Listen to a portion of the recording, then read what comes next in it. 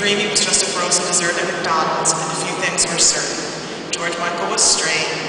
Starlets kept their privates private, unless, of course, they were making a very artistic film.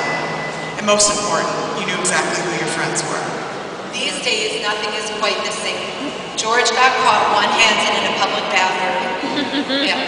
A bevy of actresses got very publicly exposed as they exited Escalades, danced at nightclubs, walked down the street, you name it, and you've got yourself 1,214 friends on Facebook, 5 of whom you've actually met in person. In this era of e-mating and relating, of instant communication, gratification, and getification, the rules of conduct, especially when it comes to friendship, are changing. Socializing via cyberspace is no longer reserved for 13-year-old Fall Out Boy fans and 48-year-old fans of 13-year-old boys. Now, with the click of the mouse, you can befriend and break up, hook up and make up, all without ever having to leave the warm glow of your computer screen and do something unthinkable, like interact with a real live human being. I'm being a friend, it's like a mother and a friend, or she's going to kill me. Even if online social networking isn't exactly your cup of tea, you can't deny the obvious. Cell phones, Crackberries, and various other shiny things that ring and ding have increased the quantity of our communication, and not always the quality. This express checkout way of life can help make connections with new people, but it can also limit how meaningful those relationships can be. Much in the same way that you have 20 pairs of jeans in your closet, but only 2 that you actually wear. Before we get too carried away, though, you should know that this book isn't about the evils of the internet. After all, we're part of the iPod, Netflix, and e-everything generation, not some crusty old technophobes who read Reader's Digest by candlelight and gripe about gosh darn kids today and their newfangled electronic gadgets. We believe email and the aforementioned shiny things that ring and ding can make it a lot easier to stay in touch with people. They also add some much-needed convenience to our busy lives. The problem is that sometimes too much of a good thing can actually be pretty bad. Think Botox and self-tanner. In other words, you can power walk through your day with an iPhone attached to your ear, but that will never replace good old-fashioned face-to-face interaction with people. It all sounds simple enough, right?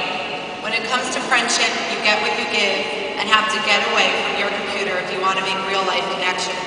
Well, someone isn't getting the message. Even though we have more ways to stay in contact with one another than ever, according to a semi-recent study from Duke University, Americans today have fewer confidants than they did back in the mid-'80s, a time when cell phones were scarce and friends let friends have a flock of seagulls' hair. The study also revealed that more and more people admit they have no one they can confide in at all. I find this tidbit of information rather troubling, because no man is an island, nor can one man carry an island, as we learned from Castaway. We need to be part of a network of friends, a community of people with different strengths, weaknesses, backgrounds, and personalities. So going back to what we were saying before, this book isn't about the evils of technology.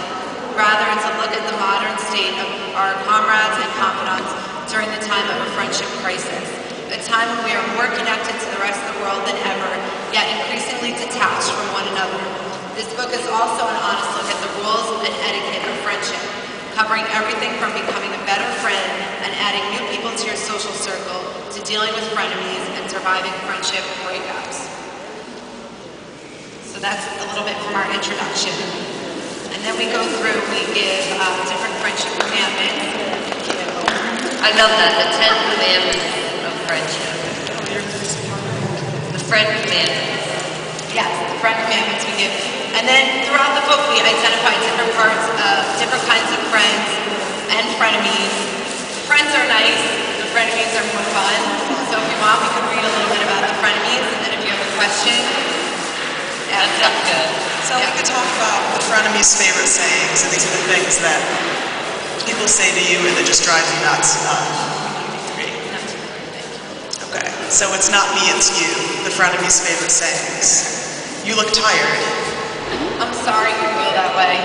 You're gonna eat all of that? Well, he's not exactly my type, but you might like him. What did you do to your hair? Oh, I'll just have a salad with balsamic vinegar on the side. Those shoes are so you. Your nose gives you character. It's okay. Some of us just aren't relationship people. Things like that just don't bother me. I was at the gym all night. The movie has subtitles, so you might not get it. My friend actually said that to me, my best friend. Your ex-boyfriend's new girlfriend is so pretty. So, and then we talk about the different types of frenemies, and we can give you like a little sneak peek, but if you have any questions, yeah. What is the age appropriateness for your book? What is the youngest reader that you would feel is 6 to 86 right now. The whole friend thing, you all know, with women especially, starts really young with the drama with friends, but I think the book itself, with some of the bad words we use, is appropriate for later high school, There are college, and beyond. And we say it beyond because my mother's reading the book. She has to read the book, but she and her friends who are in their 60s seem to relate to this more than I thought they would. So I think we kind of wanted it to be for everybody.